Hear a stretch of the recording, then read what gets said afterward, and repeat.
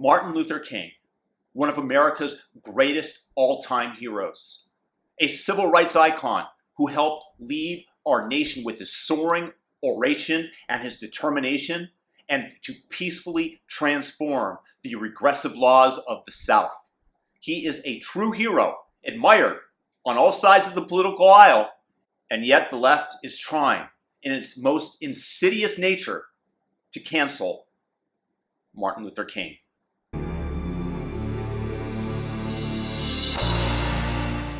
Hey, I thought that the left absolutely loved Martin Luther King. They're constantly invoking Dr. King's name. How in the world are they trying to cancel him? Just by merely using the word doctor in front of him. You see, during his life, he was known as Reverend King. In fact, he was born Michael King, and his name was changed to Martin Luther King. Martin Luther was a 16th century monk who helped create the Reformation in Christianity and whose views eventually gave rise to the Church of England and a splitting from the Catholic Church. So just by the name change, you got to figure that for Martin Luther King Jr., his religion was quite important to him. And during his time, he was definitely known as Reverend. This is something that I heard Adam Carolla discuss with Dr. Drew, just to give credit where credit is due. And it very much struck me because I had previously listened to Yuri Bezmenov, an ex-KGB agent who defected to the West. And he was discussing how they would try to subvert the West by ridiculing and making less important and taking away from the importance of the institutions which hold us together, which definitely is the church. You see, the radical left hates religion.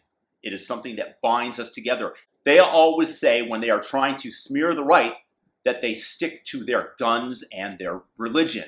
Religion for them is used as an insult, that you are too stupid to be secular.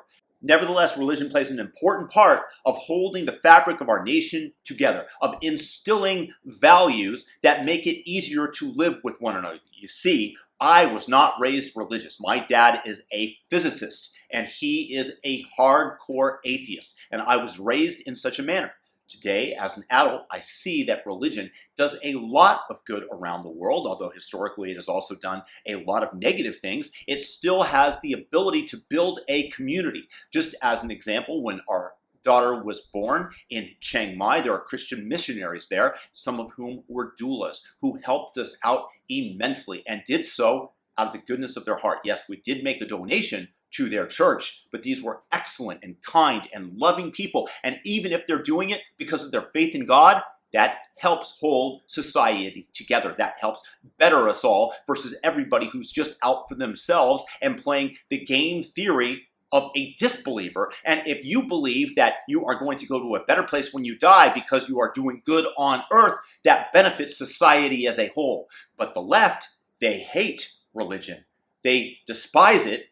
And so they refer to Reverend King, as he was known when he was alive, today as doctor. And it is these little changes of language that have a tremendous effect on our society and how we see things. If you were to ask somebody who's under 20 years old, who is Martin Luther King, they would tell you that he was a civil rights icon and a hero.